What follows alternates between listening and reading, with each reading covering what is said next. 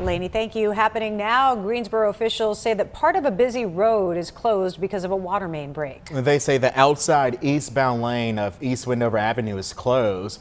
This is near New English Street. Right now, there are about 10 customers without water service because of the issue. Crews are still on site making repairs. That road is expected to reopen by 7 o'clock tomorrow morning. Looking ahead, also tomorrow, deputies will continue to search for a missing 19-year-old man. The Alamance County Sheriff's Office says that Antoine McDaniel was last seen Sunday morning around 4 by a friend. They say he was seen getting out of a vehicle after an accident near the intersection of Durham Street Extension and Routh Road in Burlington.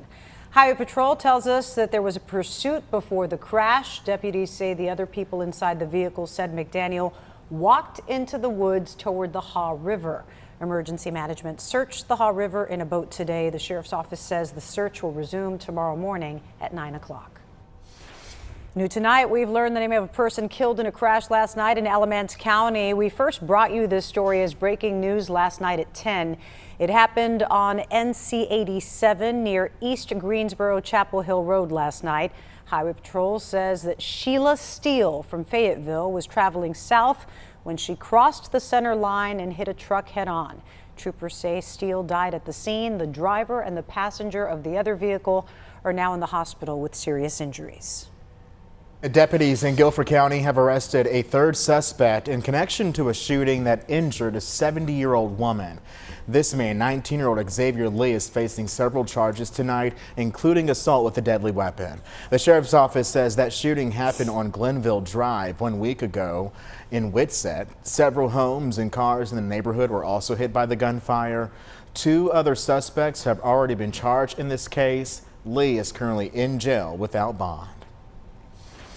A Pilot Mountain man was killed on the job after being hit by a car yesterday in Greensboro. His co-worker was also hit and is in the hospital in critical condition. Police say Randolph Westenfelder and his co-worker were part of a flag crew setting up a lane closure on North Murrow Boulevard when they were hit. Westenfelder's friend describes him as always having a smile on his face. And while we don't know the cause of that crash that killed Westenfelder, road safety experts say that speed is often the culprit in crashes involving roadside workers. A spokesperson with the Carolina Auto Club says slowing down could save someone's life. It's just really important to remind people to slow down and move over and just be mindful of those that are working alongside the road, those that are helping to assist alongside the road. I mean, they're doing their part to keep us and our roads safe. We have to do our part to help them get home safely. Greensboro police say charges are pending against a suspect in this case. A memorial will be held this Saturday at 2 p.m. for Westenfelder in Mount Airy. A man accused of hiding another man's body in Forsyth County is now in custody. Chase Martin was arrested in Surry County yesterday. He is charged with felony concealment of death. The Forsyth County Sheriff's Office says Martin hit Tyler Birdie while leaving a home on Kenbridge Drive in March of last year. Deputies say Martin then placed Birdie inside his vehicle and drove off. When he attempted to return to the scene, he was met by deputies. Martin was given a $10,000 bond. He's due in court next week. A suspect in custody this evening following a standoff with Greensboro police that prompted a nearby school to shelter in place.